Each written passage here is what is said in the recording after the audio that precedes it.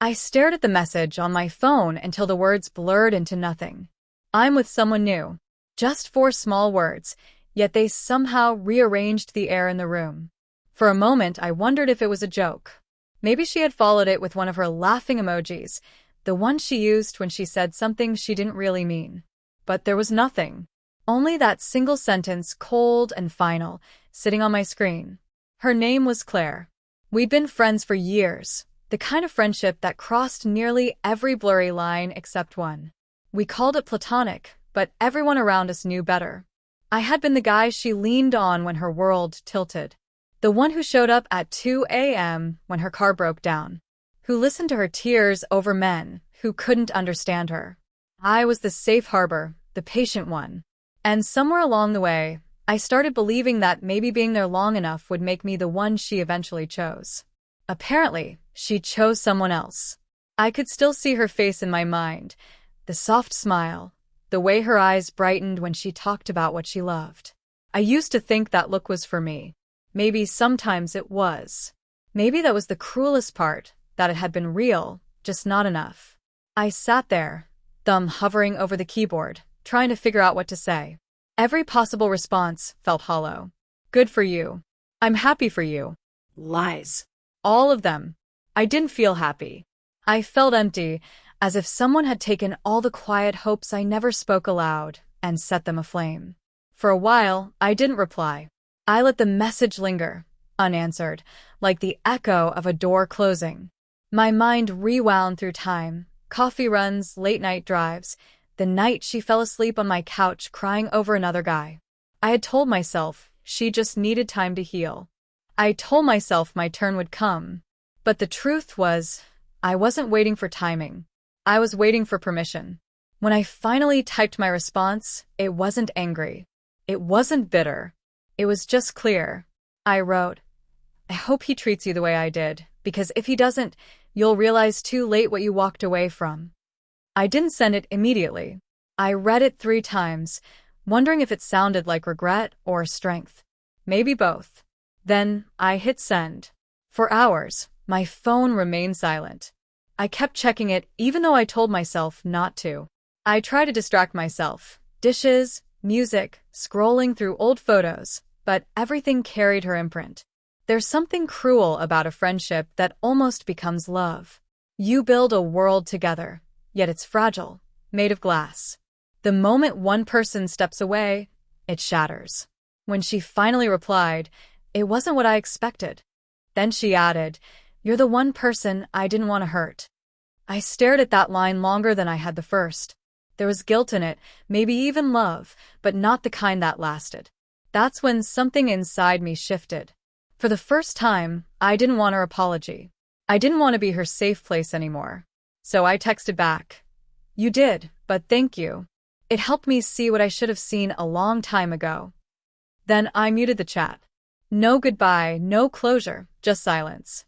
The kind that finally feels like peace, not punishment. For the first time in years, I didn't wait for her message to light up my phone. I went for a walk instead. The air felt lighter, the world somehow wider, and somewhere between the streetlights and the quiet hum of the city, I realized I had finally responded to more than her text. I had answered every version of me that had kept waiting for someone who was never really coming. The days that followed felt strange, like emerging from a fog I hadn't noticed. Every habit had her name attached, morning coffee runs, random memes I used to send, even checking my phone before bed. All of it revolved around her. Now there was silence. At first it hurt. But pain has a strange honesty. It tells you what's real. For a while, I didn't block her. I just let her fade. She posted pictures with him. Not many, but it was enough. The coffee shop I had once introduced her to. The one where she'd said the latte art looked like tiny clouds. Now she was there with him. I stumbled upon one of those pictures by accident when a mutual friend tagged her. She was smiling, same angle, same glow. But I noticed something I hadn't before. It wasn't the smile that used to make me weak. It was the one she used when she was performing. I had seen the real one, the one that appeared when she was unguarded. Oddly, that gave me peace. After that, I stopped checking.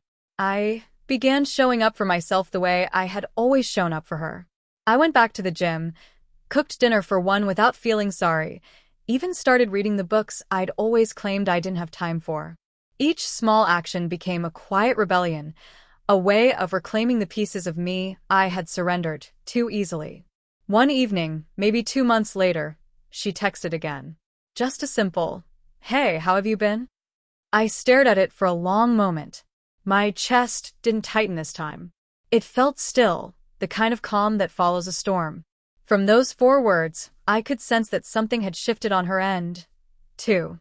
Perhaps things with her new guy weren't what she had hoped. Perhaps she missed the version of me that always answered, no matter the hour.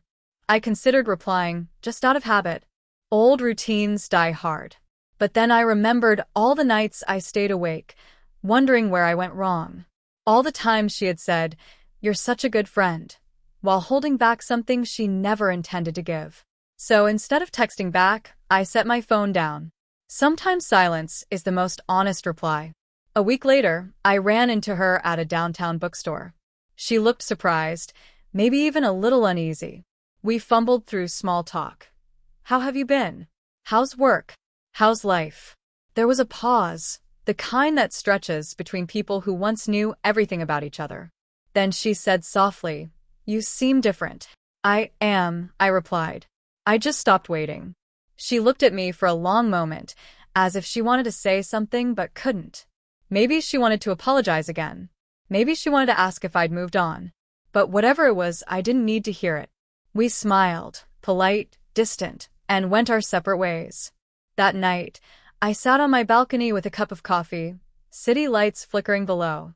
There was no sadness, no bitterness, just quiet acceptance that some people aren't meant to stay.